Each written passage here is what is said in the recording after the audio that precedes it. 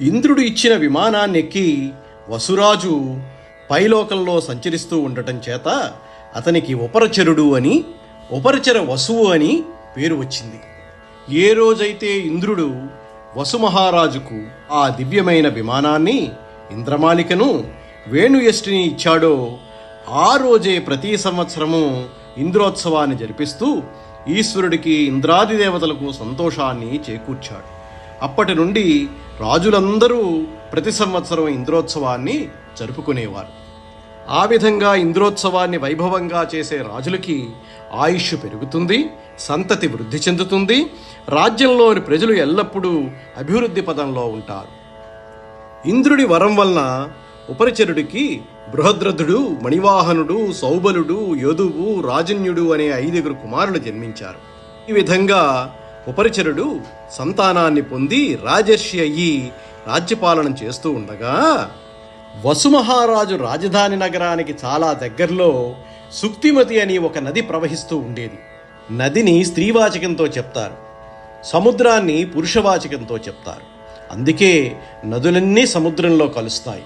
కాబట్టి సముద్రము భర్తని, నదులన్నీ భార్యలు అని చెబుతారు.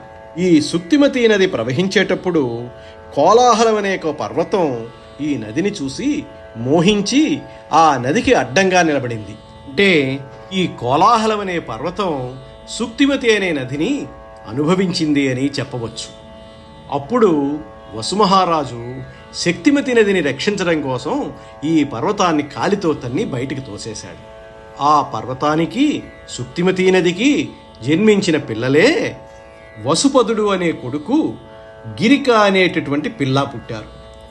అప్పుడు తనని రక్షించిన కారణంగా సుక్తిమతి నది తన పిల్లలిద్దరినీ కానుకగా రాజుకిచ్చేసింది.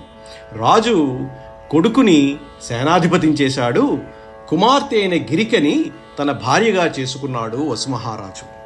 గిరిక ఋతుమతి అయింది. ఆవిడికి మృగమాంసం తెచ్చిపెట్టమని పితృదేవతలు ఆజ్ఞాపించగా ఉపరిచరుడు మృగాల్ని వేటాడడానికని అడవికి వెళ్ళాడు. పలుకుల ముద్దును కలికి క్రాల్గన్నుల తెలివిను వలుద చన్నుల బెడంగున్ అలఘు కాంచీ పదస్థలముల యొప్పును లలితాననేందు మండలము రుచియు అళి నీల కుటిల కుంతలముల కాంతియున్ ఎలజవ్వనంబున విలసనమును అలసభావంబున పొలుపును మెలుపును కలుగు అగ్గిరికను తలచి తలచి ముదితయందు తనదు హృదయంబు నిలుపుటంచేసి రాగమడర